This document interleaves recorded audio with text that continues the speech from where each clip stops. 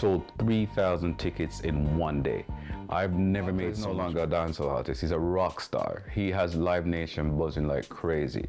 We've seen it with Buju Banton on his tour, but this is on a different level. It's a fandom that's never been seen before. In Toronto, it would be Kartel's first time in Canada.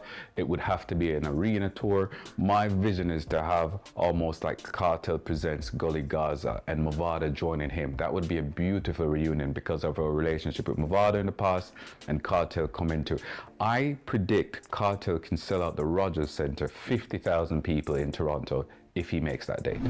That is correct. The crossover, I can tell you, you can go into any market now, any station, any business, and all they're playing is Kartel's music. They're playing clocks. That's all that's happening.